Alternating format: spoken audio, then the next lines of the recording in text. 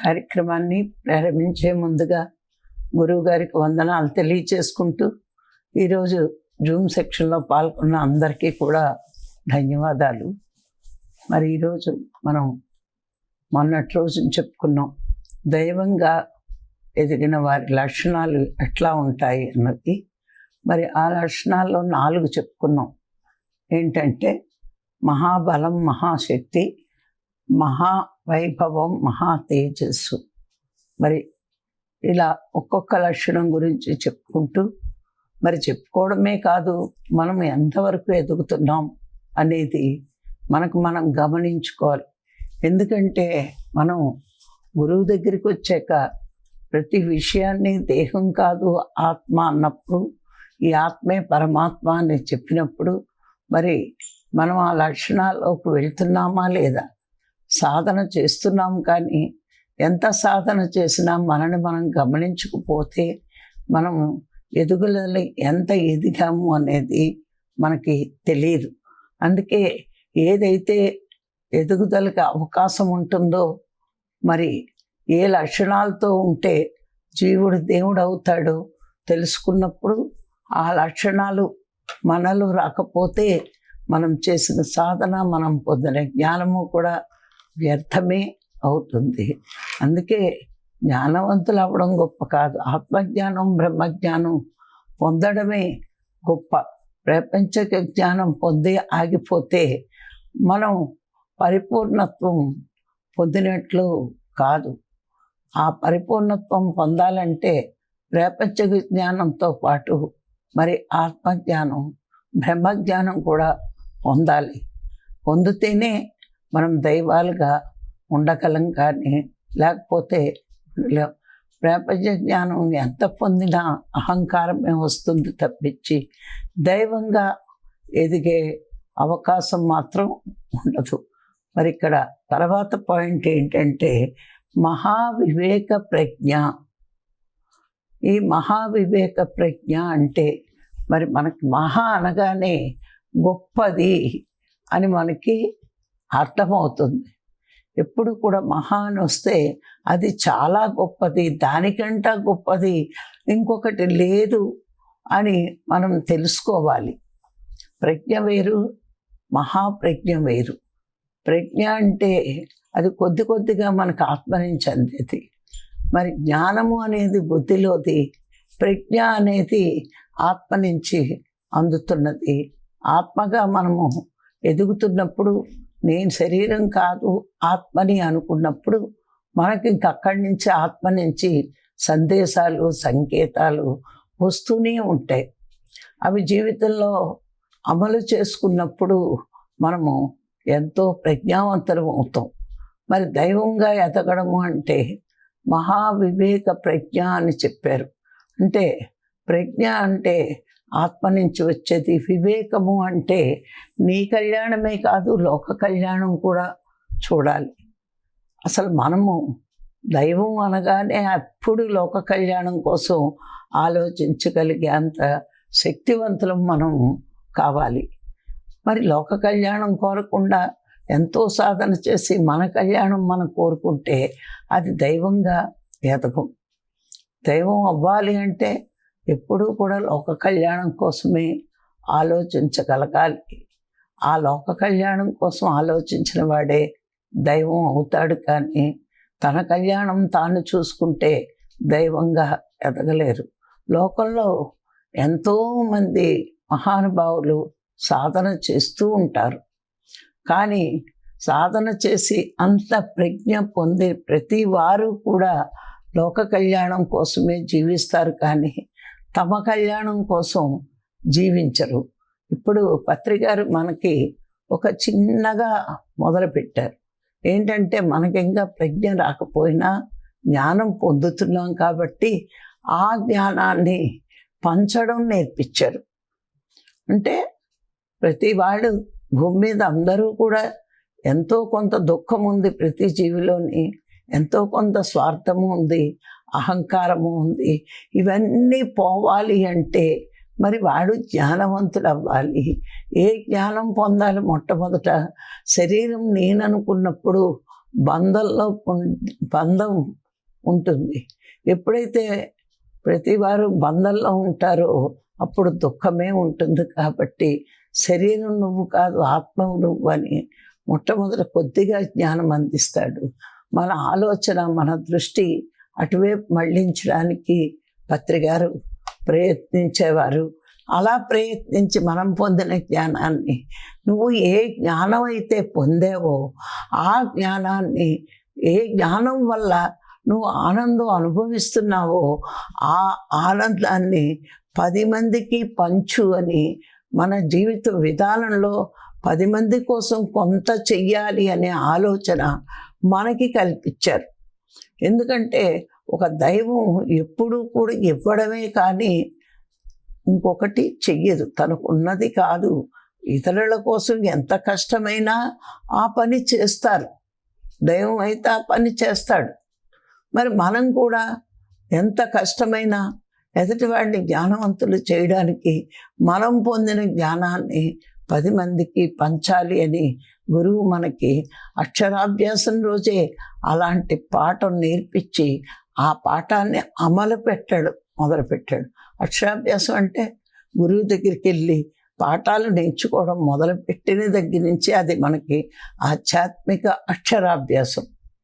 ప్రపంచ అక్షరాభ్యాసం వేరు, ఆధ్యాత్మికంగా మళ్ళా మనం మొట్టమొదటి నుంచి నేర్చుకుంటాం. కాబట్టి నేను ఆ పదం వాడడం జరిగింది. మరి అలా మొట్టమొదటి నుంచి కూడా మనని ఆధ్యాత్మిక వైపు నడిపిస్తూ అది పొందిన జ్ఞానాన్ని పంచిపెడుతూ ఉండమని, ఇలా మంచి పని చేస్తూ విశ్వ కళ్యాణం కోసం మనం కూడా ప్రయత్నించినప్పుడు, మనం సాధన చేసి ఆ జ్ఞానం పొందుతూ మన మనస్సుని పరుల సేవలో పవిత్రం చేసుకున్నప్పుడు, ఆ మనసు పవిత్రమైనప్పుడు, ప్యూరిటీ అయినప్పుడు మరి ఆత్మ నుంచి సంకేతాలు వినబడుతూ ఉంటాయి మనకి. అంటే అక్కడ నుంచి మనము ప్రజ్ఞావంతులు అవుతున్నాము అని మనకి తెలియాలి. మరి దీనివల్ల అనుక్షణము మానవుడిని కిందకు పడదోసేది అహంకారమేనండి. అందుకే ఎక్కడికక్కడ మనం అహంకారం రాకుండా చూసుకోవాలి. అహంకారం అన్నది మనసు యొక్క గుణం. అది వచ్చిందా ఆత్మ నుంచి ప్రజ్ఞ ఇక మళ్ళా అందకుండా పోతుంది. ఆ మనసు ప్యూరిటీ అయినప్పుడు ఆత్మ నుంచి సంకేతాలు వస్తూ ఉంటాయి. మనం చేసే పనుల వల్ల మళ్ళా అహంకారం పొందితే మళ్ళా మన పతనం ప్రారంభమవుతుంది. అందుకే జ్ఞానం పొంది, జ్ఞానం పెరిగి ప్రజ్ఞ స్థాయికి ఎదిగినప్పుడు మనం చాలా జాగ్రత్తగా మనల్ని మనం గమనించుకోవాలి. మరి ఈ ప్రజ్ఞ వస్తున్నప్పుడు మనం 10 మందికి పంచుతూ ఉన్నప్పుడు అదే పంచడమే వివేకవంతులం అవుతాం మనం. అందుకే మహావివేక ప్రజ్ఞ అన్నారు. నీకు వచ్చింది నువ్వు దాచుకోకుండా ఏ స్థాయికి ఎదిగినప్పుడు అక్కడ లోక కళ్యాణం కోసం నువ్వు పాటుపడాలే తప్పించి మిగతా విషయాల గురించి ఆలోచించడం కాదు. దైవం అంటే మహావివేక ప్రజ్ఞ ఉన్నవాడే దైవం అని మన గ్రంథాల్లో మనకి ఇవ్వబడింది. వివేకము అంటే ఇప్పుడు నీకు శక్తి ఉంది, గొప్పవాడి కోసం ఖర్చు పెట్టు, అంతేకాని మరి అజ్ఞాని కోసం, అవివేకుల కోసం, మరి లోక వినాశనం చేసిన వాళ్ళ కోసం ఈ ప్రజ్ఞను మనం ఖర్చు పెట్టకూడదు. ఎవరు లోక కళ్యాణం చేయగలరు, ఎవరు లోక వినాశనం చేయగలరు అన్నది ఆ వివేకం నీకు ఉండాలి, తెలుసుకోగలగాలి. తనకి తాను సుఖపడాలి అనుకునేవాడికి ఆడెప్పటికైనా అది ముదిరినప్పుడు తన సుఖం కోసం ఎదుటి వాళ్ళని బాధ పెట్టగలడు. లేదు, తన సుఖం చూస్తూ విశ్వ కళ్యాణం చూసిన వాడు ఎప్పటికీ కూడా స్వార్థపూరితమైన ఆలోచన లేకుండా లోక కళ్యాణం చెయ్యగలడు. అంటే తన సుఖంతో పాటు పరుల సుఖం ఆలోచించగలిగిన వాడే గొప్పవాడు అవుతాడు. ఒక్కొక్కసారి మహనీయుల స్థాయికి వెళ్ళినప్పుడు తన సుఖం కంటే కూడా 10 మంది సుఖం చూడటమే గొప్ప అనుకుంటే దైవం స్థాయికి వెళ్తారు. అందుకే మనం ఎలా ఉండాలి అన్నది మన వివేకంతో మనం నిర్ణయించుకోవాల్సింది. అందుకే ఇక్కడ మహావివేక ప్రజ్ఞ అన్నారు. అంటే నీకు ఆత్మ నుంచి వచ్చేదంతా కూడా ప్రజ్ఞే కాబట్టి నువ్వు ఎలా ఉండాలో అలా ఉంటూ ఎవరికి ఆ ప్రజ్ఞ అందించాలో అందిస్తూ లోక కళ్యాణం కోసం పాటు పడాల్సిందే.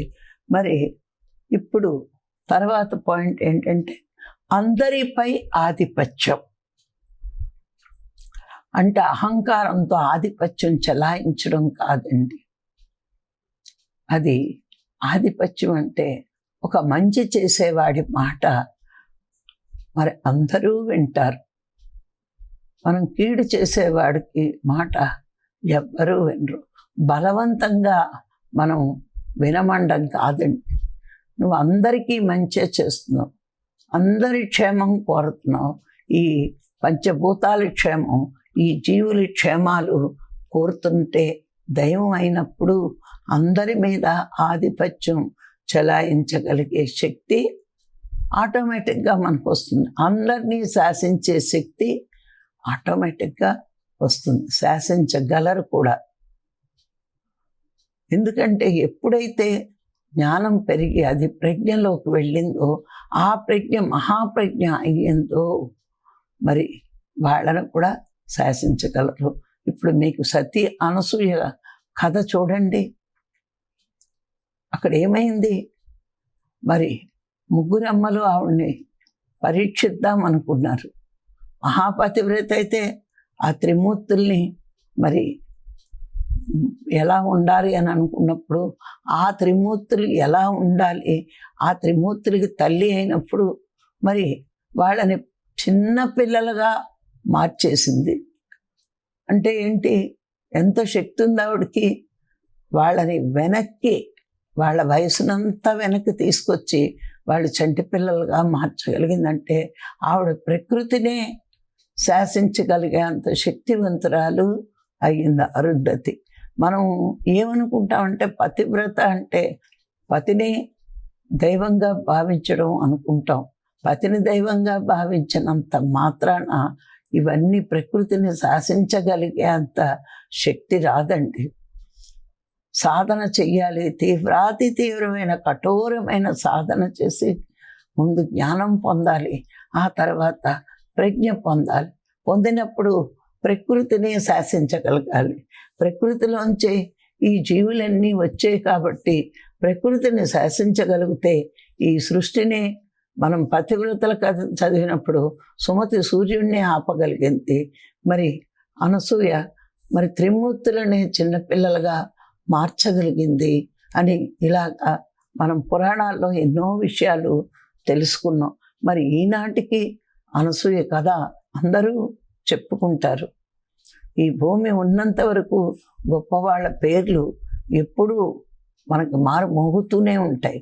మరి అందరిపై ఆధిపత్యం అంటే ఈ సృష్టి మీదే ఆధిపత్యం చెయ్యగలిగే శక్తి మనకి వస్తుంది సాధన ద్వారా, జ్ఞానం పొందడం ద్వారా, ప్రజ్ఞ పెంచుకున్నప్పుడు మనకి తప్పకుండా వస్తుంది. ఇప్పుడు మన మాట మన ఇంట్లోనే వినరు, కానీ సాధన ప్రజ్ఞ పెరిగినప్పుడు అది నువ్వు లోక కళ్యాణం కోసం ఉపయోగించినప్పుడు సృష్టి మొత్తం మన మాట వినడానికి ఇష్టపడుతుంది.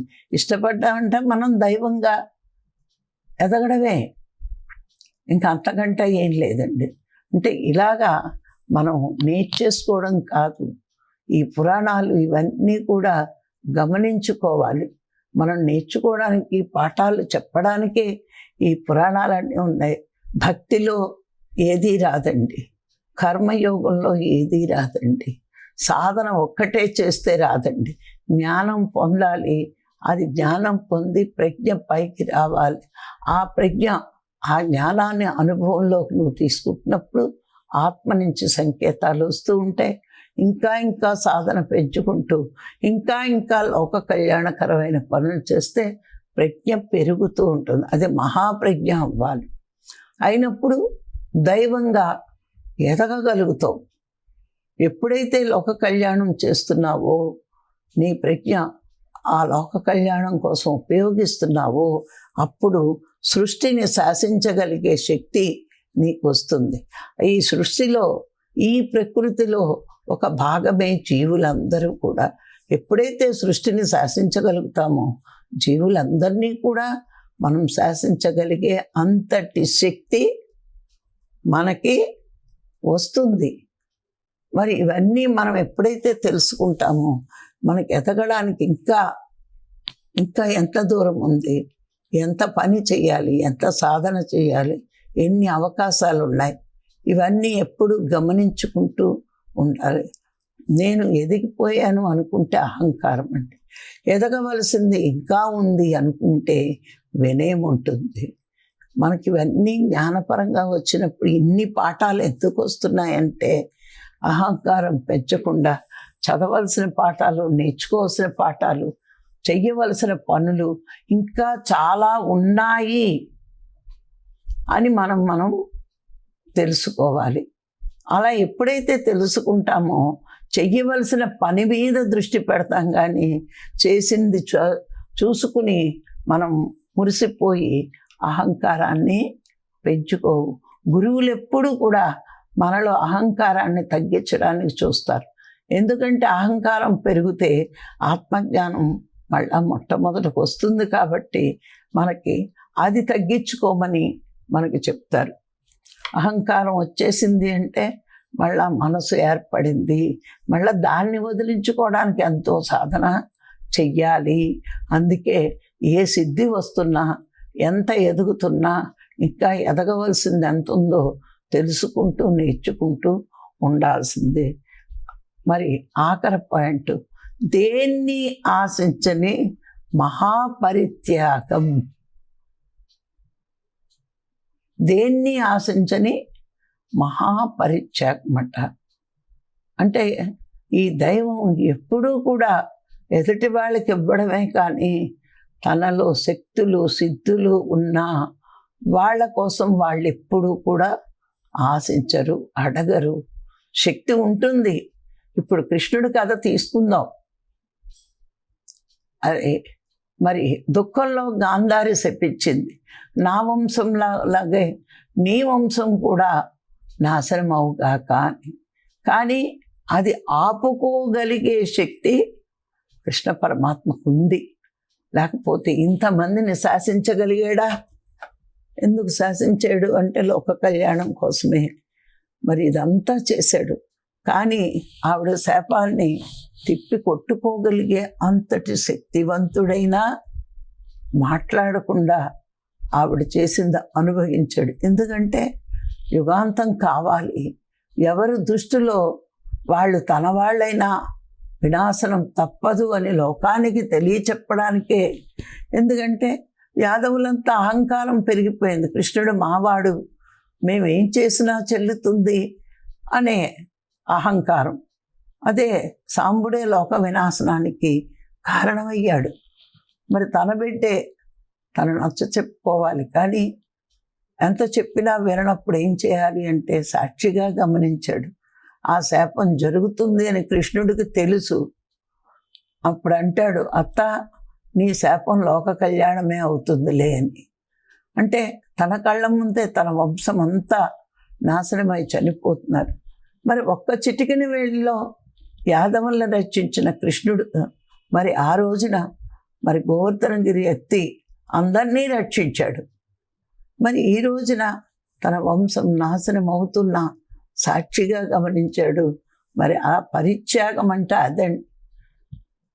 తన వాళ్ళు ఏమైపోతారో అని భయం చొప్పున మళ్ళా అది తిప్పి కొట్టగలిగే శక్తి ఉన్నా, అది తప్పించగలిగే శక్తి ఉన్నా జరగాల్సింది జరగాలి అని అంతమంది వినాశనం వెళ్ళిపోతున్నా సాక్షిగా గమనించాడే కానీ ఆపడానికి ప్రయత్నించలేదు. అంటే దైవం చూసేది లోక కళ్యాణం, తన కళ్యాణం కాదు అని ముందే చెప్పాను మీకు. తన వంశం, తన వారసులు అదేమీ చూడలేదు. ఆయన అన్నిటినీ భరించాడు. అందుకే ఈనాటికి కృష్ణుడు ఎంతో మంది దైవంగా కొలవడానికి కారణమయ్యింది. మరి రాముణ్ణి కొలవడానికి కారణం వాళ్ళు చేసే మహాపరిత్యాగమే. అన్నీ ఉన్నా సమయానుకూలంగా వాళ్ళు దాన్ని స్వీకరించారే కానీ శక్తి ఉన్న సాక్షిగా అయోధ్య నుంచి అడవులకు వెళ్ళమన్నప్పుడు నిజంగా ఎదిరించే శక్తి ఉంది, కానీ మాట్లాడలేదు. మరి ఆ విధంగా ఎన్నోసార్లు ఎన్నో విషయాల్లో వాళ్ళ త్యాగం మనకి తెలుస్తూనే ఉంటుంది.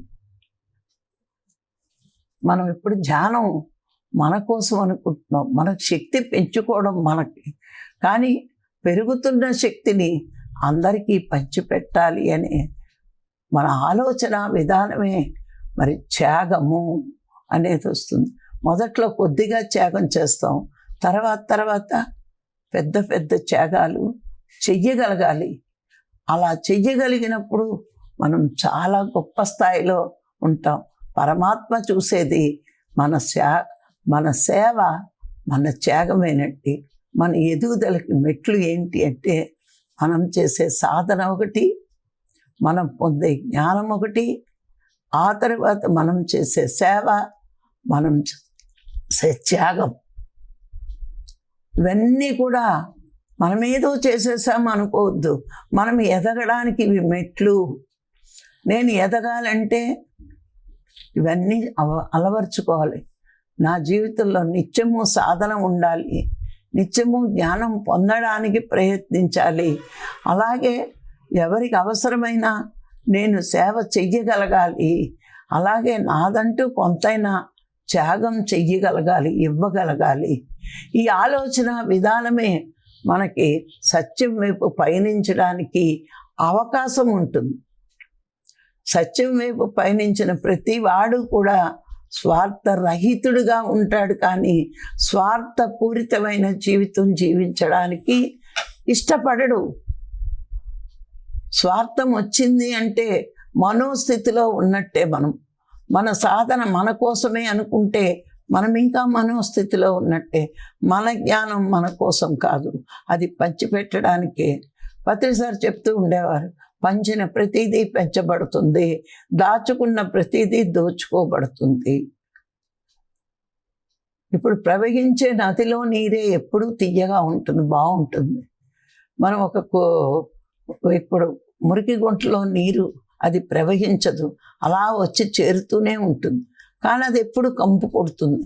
మనం కూడా ఎవరికీ ఇవ్వకుండా దాచుకుంటే ఈ జ్ఞానం మనకి కూడా ఉపయోగపడని విధంగా స్వార్థ బుద్ధి మనలో పెరిగిపోతూ ఉంటుంది.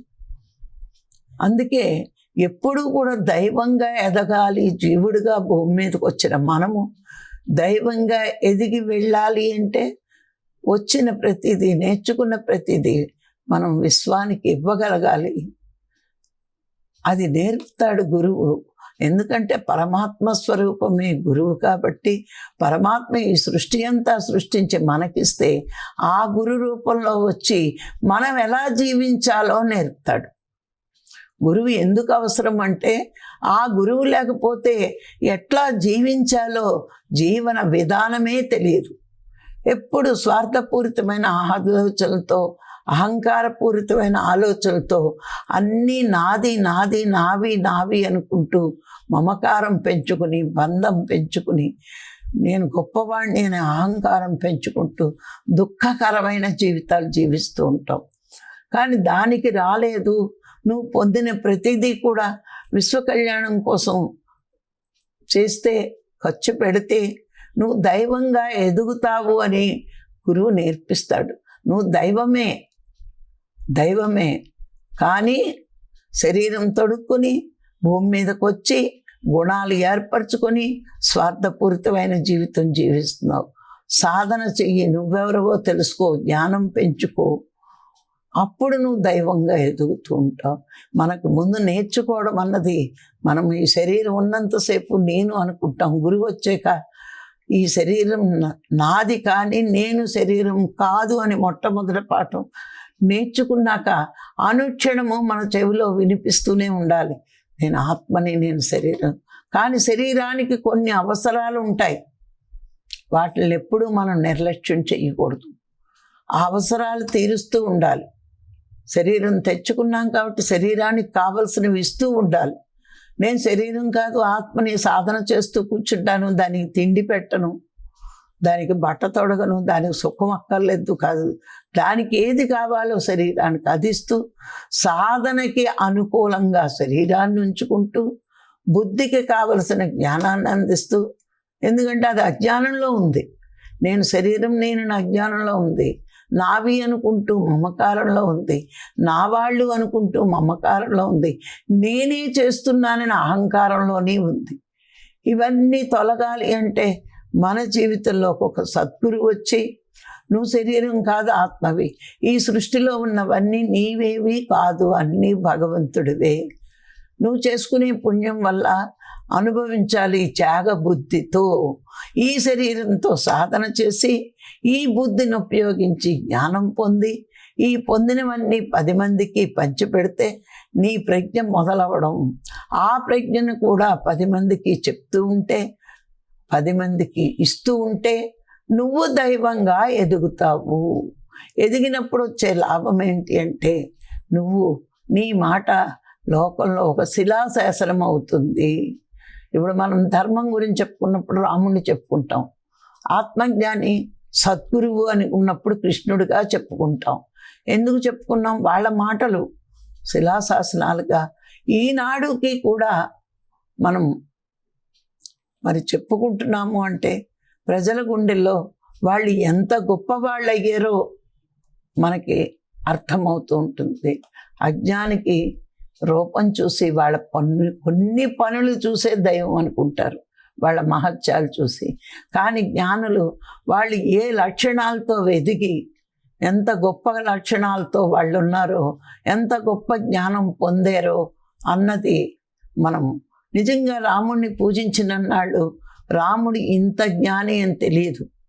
వాళ్ళ సహనానికి ధర్మానికే దేవుడు అయ్యాడు అనుకున్నాం. కానీ మనకి ఇక్కడికి వచ్చేటప్పటికి మనం నేర్చుకున్నది ఏంటి?